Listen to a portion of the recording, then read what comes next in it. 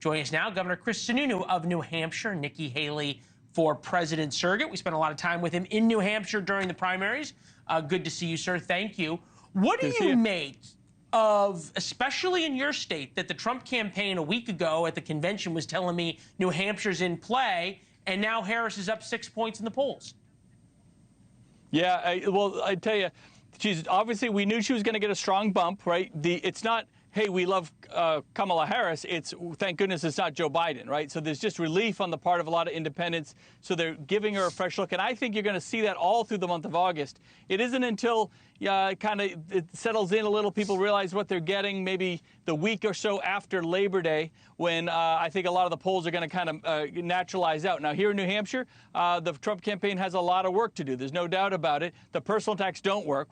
That does not fly here in New Hampshire at all. I think you've hit it right on the head. Might galvanize the base that he already has, but it doesn't attract a single independent voter and probably turns a few off. Now, the good news is with Vice President Harris, her administration is frankly a disaster, right? She was literally ranked the most liberal senator in the U.S. Senate. So therefore, she's going to govern in the most liberal left-wing position. That is a lot of ammunition, if you will. If you want to go after her, there's plenty there where you don't have to attack her personally. This isn't 2016 where Trump kind of gets away with those personal attacks. This is a very different time and a very different candidate. So again, if they just stay on the issues, they can have a lot of success there. As the borders are, the problems with inflation. Her administration has done nothing. A lot of talk, done nothing. People want change. Stay focused on that, and the Trump campaign can be successful. There's 100 days to make this thing work. It's interesting. We've seen her move to the left of Joe Biden, right, just in the past couple of days, just the past couple of hours when it came to her statements about Israel and Gaza 45 minutes ago, was moving to the left of Joe Biden, and that's where the base of her party is. Wisconsin, Harris is up 4 points from where Biden was. Pennsylvania, she's up 6 points from where Biden was. Michigan, up 5 points from where Biden was. Georgia, up 7 points. Arizona, up 8 points from where Joe Biden was. So you point out that this is sort of a honeymoon kind of bump because people are excited that she's not Trump and she's not Biden. All fair points. This may come down to the VP pick, right? Mark Kelly of Arizona, Roy Cooper, North Carolina. We talked about Andy Beshear of Kentucky, the very popular Democratic governor in a red state. Josh Shapiro, Pennsylvania. J.B. Pritzker's not going to get it. Governor of Illinois. Pete Buttigieg, Secretary of Transportation. Bill McRaven, the Admiral of Neptune's Spear in the bin Laden raid, took his name out of contention. Who on that list scares you the most? Shapiro. Look, Josh is a really likable guy, and it would be one of the rare cases where the vice president can carry an important state if he were to join Vice President Harris on the ticket. Andy Beshear is very likable as well, but they're not going to carry Kentucky. That's just not going to happen. So I think Josh is probably, in terms of scary politically, in that he's a really good guy. He's a very likable guy, very ambitious, of course, but so isn't she.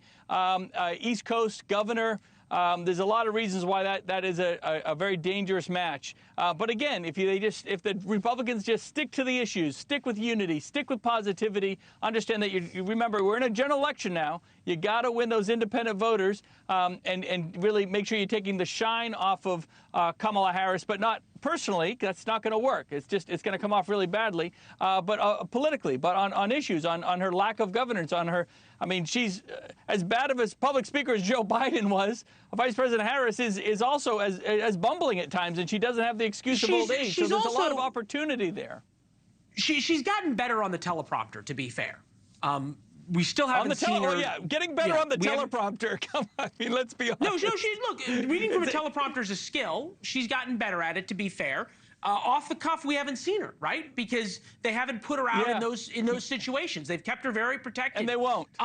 For the past 3.5 years. Are Republicans missing an opportunity right now? They're running around like chickens with their heads cut off, talking about whether she has kids or not, and she's a DEI hire and all this other stuff, while she's getting out there. And say whatever you want about their rollout. It's very scripted. It's extraordinarily disciplined. I spent the past 4 weeks talking about a new disciplined Donald Trump and Republican Party. That's gone like poof. No, I think you're absolutely right. They're keeping her extremely scripted. You're right. She's gotten better on a teleprompter. That's the lowest available skill to a politician, by the way. Thanks for watching. Go to joinnn.com to find NewsNation on your television provider. And don't forget to click the red subscribe button below to get more of NewsNation's fact-driven, unbiased coverage.